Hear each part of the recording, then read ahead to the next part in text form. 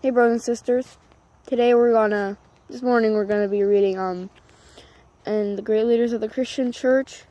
We're gonna read about Cyprian of Carthage.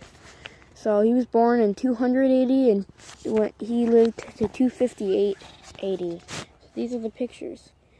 There's a bishop of Carthage, Cyprian. Just a picture of him.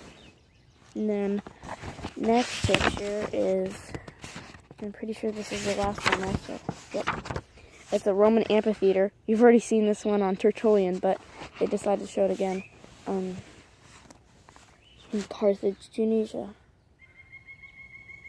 It's a little zoomed out actually, but let's just try to get in right now, right away. Cyprian, or Cyprian, I'm not sure. I'll just call him Cyprian. Cyprian ranks as the second most important Latin-speaking leader of the church after Tertullian. His ideas strongly influenced Augustine and, through him, all of Western Christendom. Cyprian wrote almost entirely on practical matters and derived his theology from a mixture of scripture, Roman law, and pragmatic pastoral decisions. Although he aimed at preserving the faith, he sowed seeds in several doctrinal innovations. He was a strong advocate of church order and discipline and had a high view of the objective power of baptism in the Eucharist. Even though he held the post of bishop in high esteem and venerated historical position of Peter and Paul, he was quite ready to remain totally independent of the Bishop of Rome, when he believed that the bishop was in error. Cyprian's views gained added weight because he was the first martyr bishop of the Northern African churches. Cyprian of Carthage and the North African Church by Michael A. Smith. Bishop of Carthage. Born at Carthage in North Africa of a well-to-do pagan family around AD 20, Thasius Cecilius Cyprianus seems to have considerable training in rhetoric and law, but we know little about him before his conversion in about 246 through the influence of the presbyter Caecilianus. As a very young Christian, Cyprian was elected bishop at the Church of Carthage in 248. This election was largely due to popular clamor, and Cyprian was opposed by a clique of 5 presbyters led by Novatus. He himself seems to have been hesitant about accepting the post, but once elected, he threw himself enthusiastically into the task of pastoring a church that had been somewhat slack over a long period of peace. Decian persecution. In 250, the Emperor Decius began a systematic empire-wide persecution of Christians in an attempt to revitalize the old values of Rome.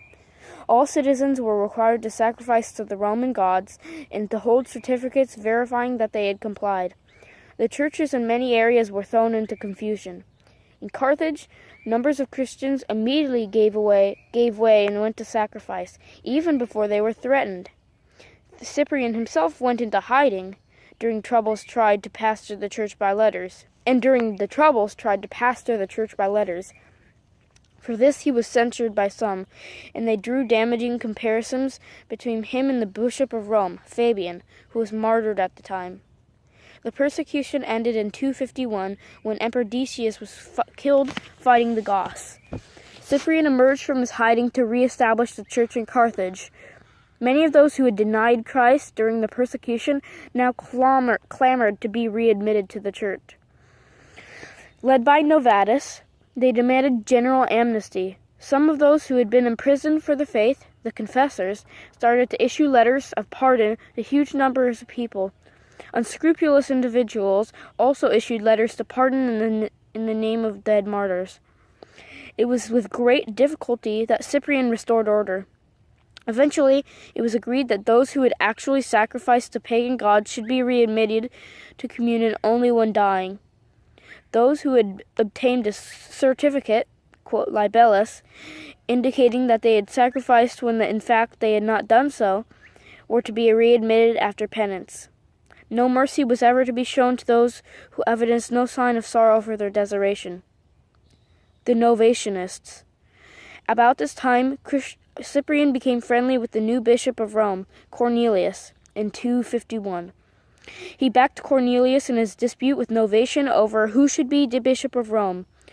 Cornelius, like Cyprian, took a middle course with regard to what should be done to those who had been lapsed.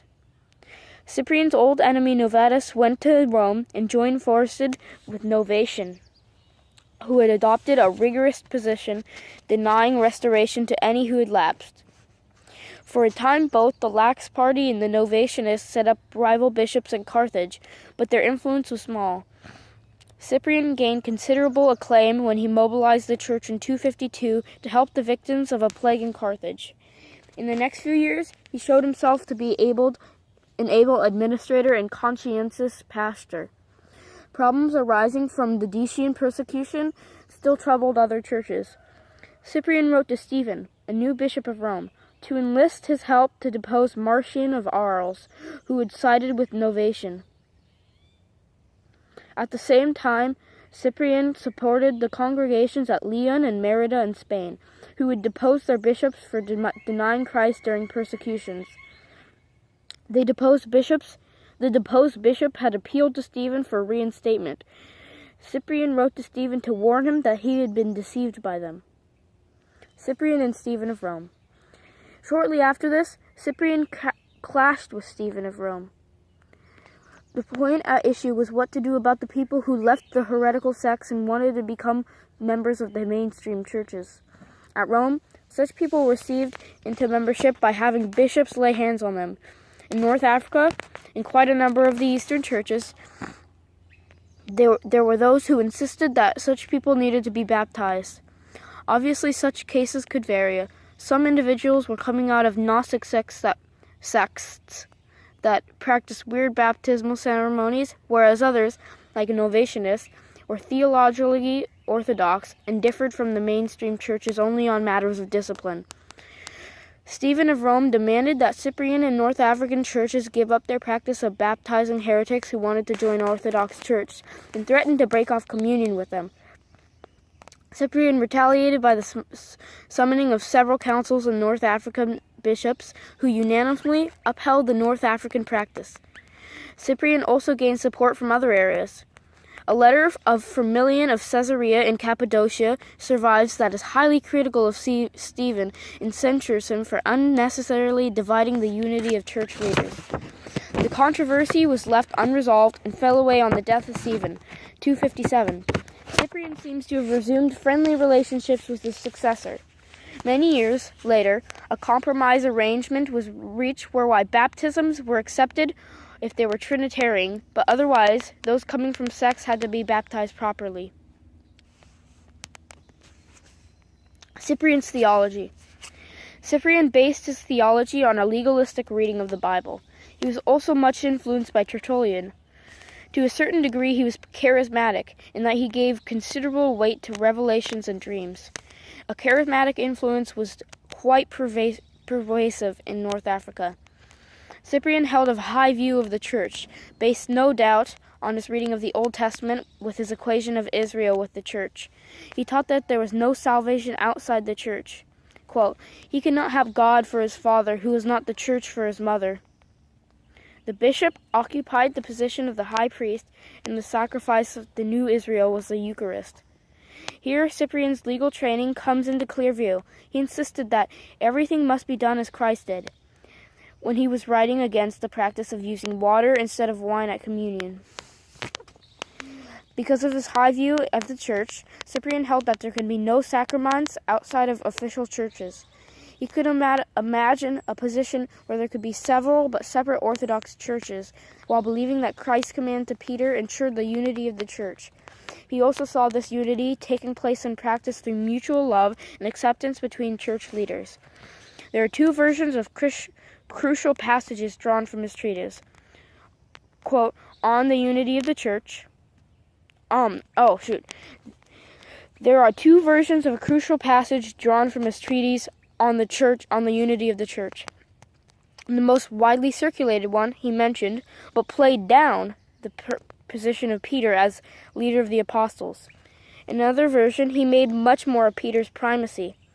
Some scholars have proposed that the second version was a forgery. Others have argued that it was the original version and that Cyprian himself altered it to the more usual version as a result of his dispute with Stephen. Infant baptism.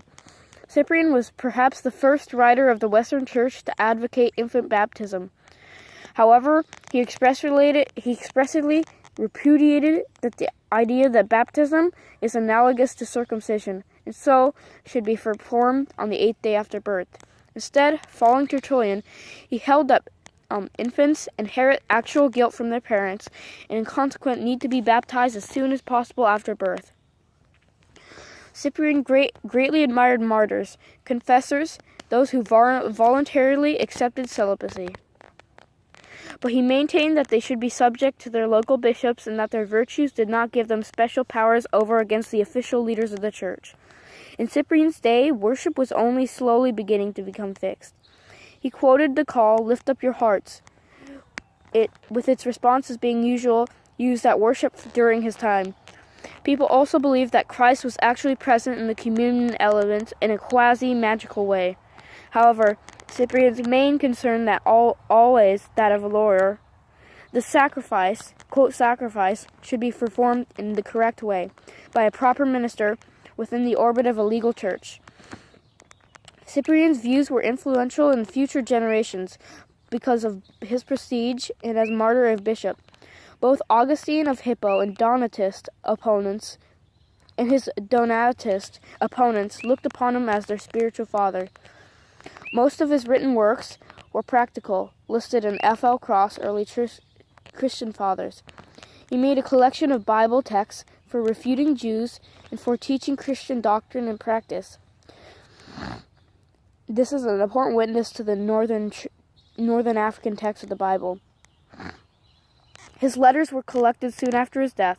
There is also a, quote, life written by one of his clergy, Deacon Pontius, and a contemporary account of his martyrdom. So that's it. That's learning about Cyprian of Carthage. So, I guess that's pretty much it. Have a good day. God bless you.